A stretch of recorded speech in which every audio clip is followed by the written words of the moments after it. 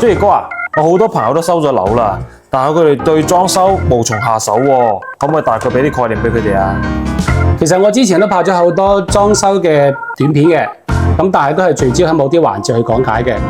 咁今次咧，我都想揾個機會咧，同大家講解一下裝修由開始到結尾嘅流程嘅，希望大家多啲認識，多啲概念嘅。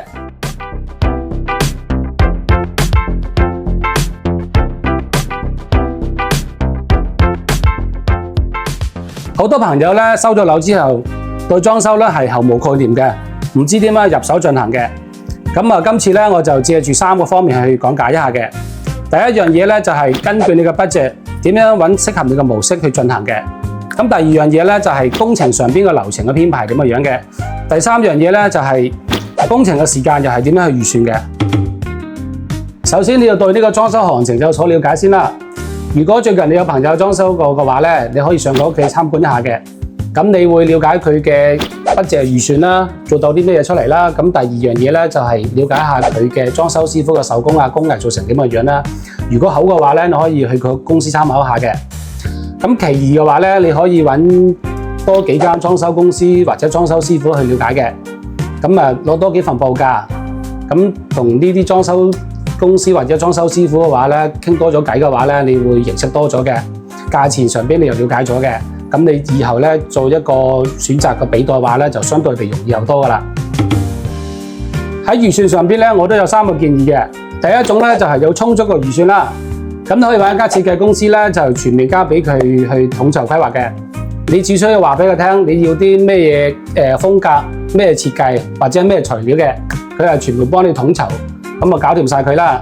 咁啊到時交翻嗰個俾你，你就可以咧拎包入住噶啦。第二種就係有預算，但係又唔係好充足嘅情況。咁我哋可以選擇咧做一個局部嘅裝修嘅。咁譬如咧，我哋嘅廚房同埋廁所咧唔使全爆嘅。咁裝晒呢啲咁樣嘅櫥櫃之後話咧，剩低嘅牆身可以鋪呢啲咁樣嘅火立克嘅，咁可以咧全面去覆蓋佢嘅。咁廳房嘅地下咧，亦都可以鋪貼一啲石塑板啦，咁瓷磚唔使拆嘅，咁啊全面冚住晒佢啊石塑板。咁啊油漆如果唔係太殘舊嘅話咧，你亦都可以咧做一個翻油嘅，將所有嘅焦點擺咗喺功能上邊嘅嘢，即係可以定製全屋嘅家私，咁可以方便自己日常去使用嘅。第三種就係手頭掹緊，咁做個基本預算。咁就你譬如廁所同埋廚房嘅話咧，你瓷磚就唔好換啦，咁就呢啲櫥櫃咧可以換咗啲新嘅門板佢，可以做個煥然一新嘅效果啦。咁譬如咧就係房門啊，都可以做個翻油嘅。咁牆身啲油漆咧都可以做一個全新嘅翻油嘅。咁啊地下咧可以做啲新嘅石塑板啦。咁就係可以買啲件頭家私翻嚟啦，可以做個基本使用嘅。咁譬如有一個好簡單嘅方法就係話咧，我唔做肉屏，咁我揾個肉簾都可以解決到噶嘛。跟住落嚟咧就喺裝修工程上邊嘅模式嘅選擇啦。咁如果你預算充足嘅話咧，咁你可以成單嘢交託俾裝修公司幫你一手搞掂晒佢啦，佢幫你規劃啊，全面統籌嘅。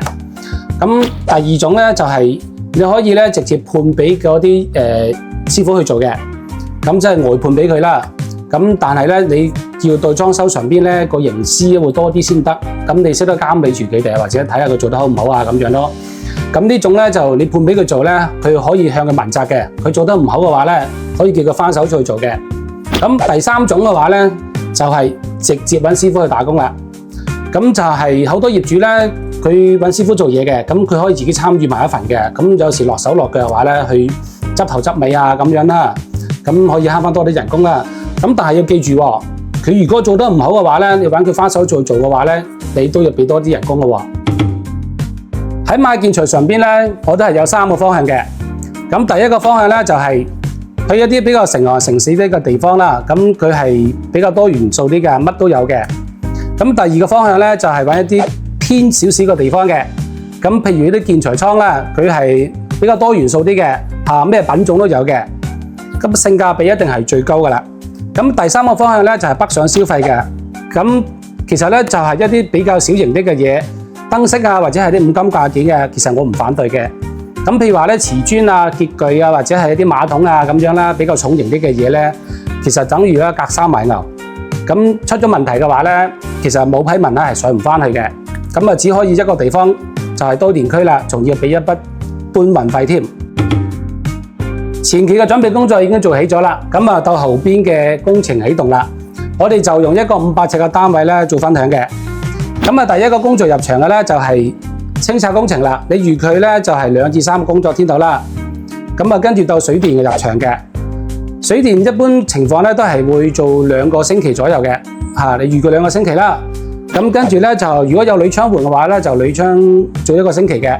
如果冇鋁窗嘅話咧，就泥水工程入場嘅。咁泥水預佢大概都係2個星期至3個星期之間啦。咁做起咗泥水，可以做個精準嘅量度嘅。咁家私就可以上廠去生產嘅。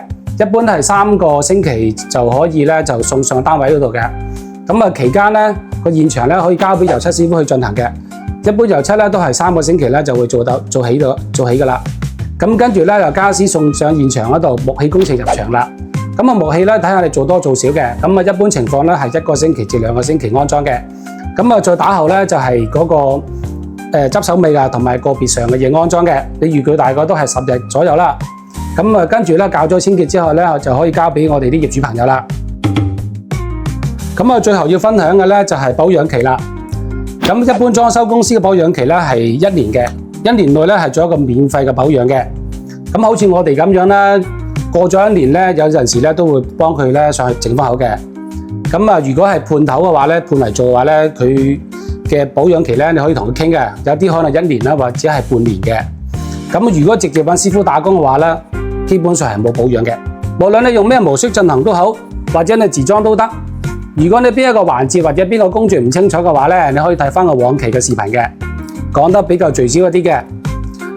亦都想提點一下，出邊比較多亂七八糟公司嘅，希望大家唔好跌入一個裝修陷阱嘅。